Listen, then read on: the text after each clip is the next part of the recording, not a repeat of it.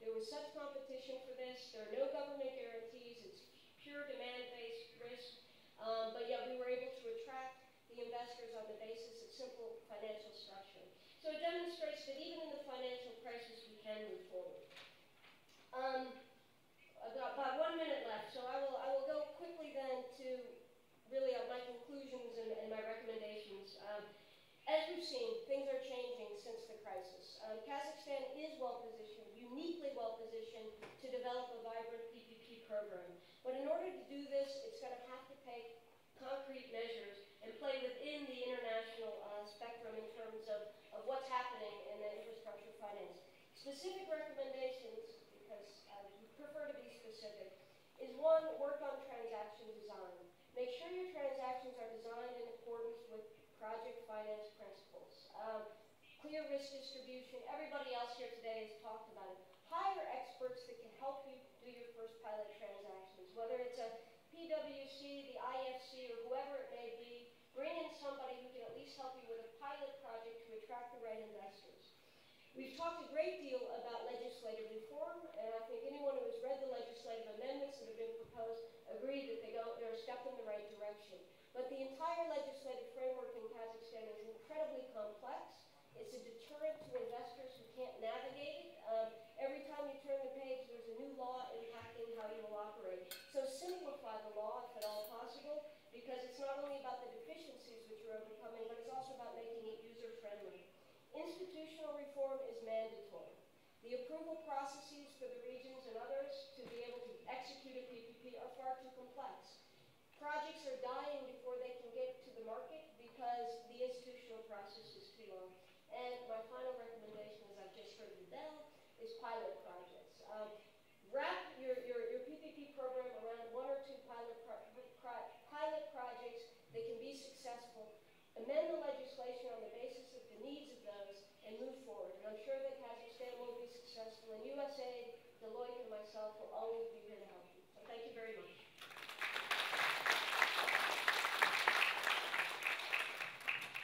Спасибо большое, дорогие друзья. Достаточно такая интересная презентация, я думаю. И спасибо большое за то, что вы продемонстрировали сравнительный анализ того, какие страны достигли большего и где находится Казахстан. Нам, конечно, очень сложно сравниваться с теми результатами, которые демонстрируют другие страны, но мы стоим на пороге такого, скажем, революционного скачка. И я думаю, последующие года покажут, каких успехов мы достигли. Спасибо большое еще раз. Я бы хотел слово предоставить господину Циркони, Джеймсу Циркони, руководителю проекта Всемирного банка по передаче технологий здравоохранения в Республике Казахстан. Он является президентом компании SunJazz International.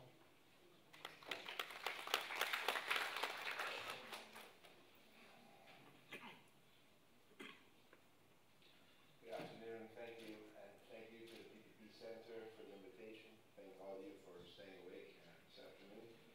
I'll do my best to keep it that way. I'm going to speak today about the challenge of PPP and the health sector in particular.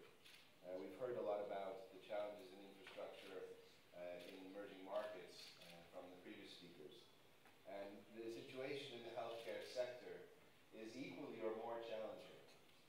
Throughout the countries of the world, health sectors face enormous deficits in terms of infrastructure, deteriorating hospitals, and clinics and health centers built to old standards.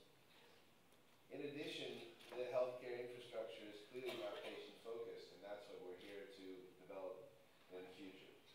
So I'm going to walk you through, very briefly, because some of the previous speakers have discussed it, the need for PPPs, specifically some of the options for PPP in the health sector, and a few highlights of successful transactions in the health sector from other countries.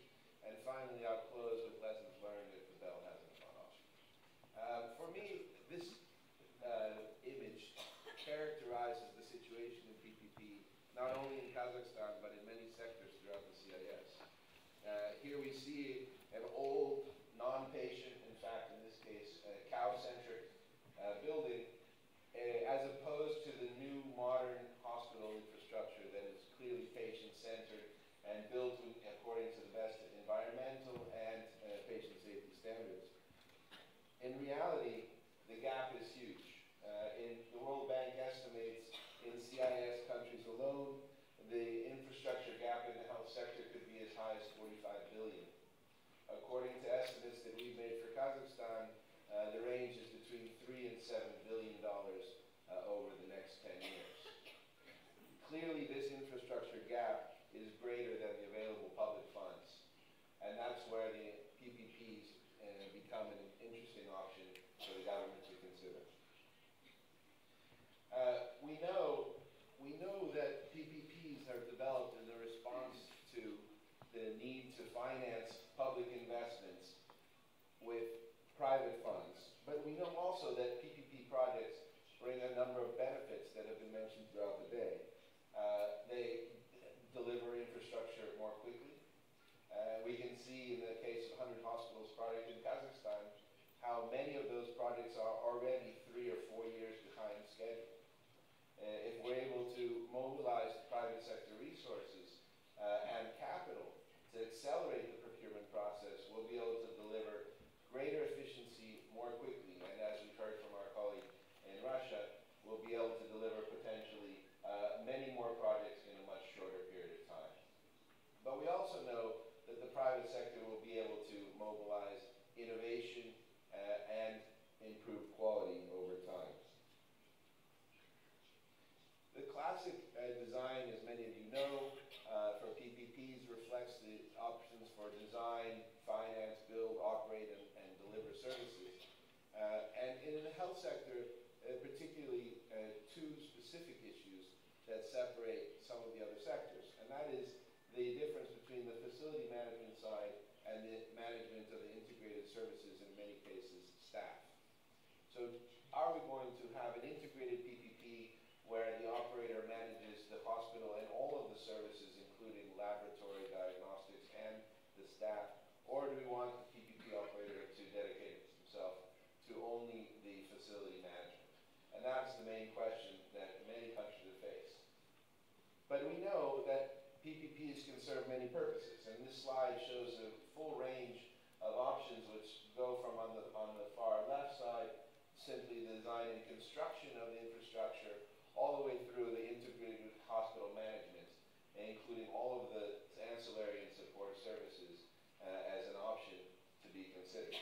In reality, the countries, and I'll show a few examples in the next few minutes, that have gone through PPPs have designed projects that reflect all of these options, from only the construction and management of the infrastructure all the way through the integrated provision of services.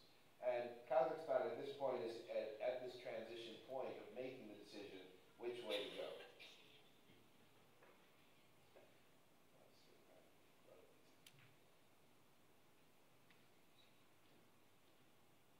So some of the successful PPPs in the health sector, as we heard in the morning, the UK was one of the pioneers in the area of PFIs or PPPs, and as we heard, they did that as well in hospitals.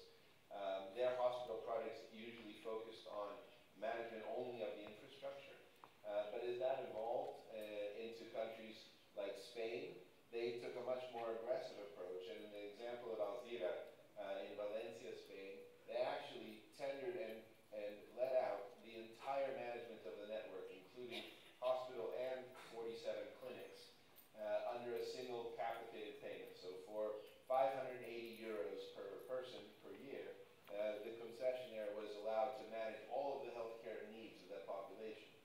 And that happened to be almost 50% of the cost to the public sector of providing the same services to the same population. In the case of Australia, they've gone through the PFI process, but now they're increasingly managing integrated projects where they include service delivery as part of the SGV.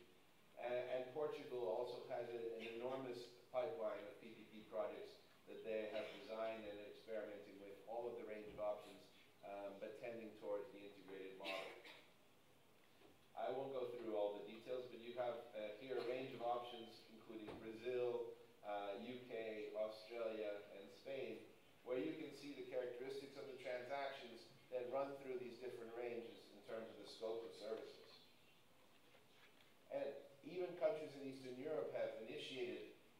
pilot projects, as Jill mentioned, in dialysis centers, in imaging, and in diagnostics. The Republic of Moldova recently launched a tender, for example, for a Republican Diagnostic Center. So PPPs are not limited to hospital projects. PPPs can fill the gap and invest in need and experience in any of the service areas that I mentioned. But one of the key things to keep in mind is the design of the payment mechanism. And this is an issue that has been much discussed in Kazakhstan in terms of separation of the payment for the infrastructure and payment for the services. And reimbursement for services in the health sector through case-based payment, or DRGs as they're called in many countries, reflects the reimbursement for the demand for services, but doesn't resolve the reimbursement for the capital costs. And the reconciliation of these two mechanisms in a long-term contract is what's required in order to make PPP transactions in Kazakhstan successful.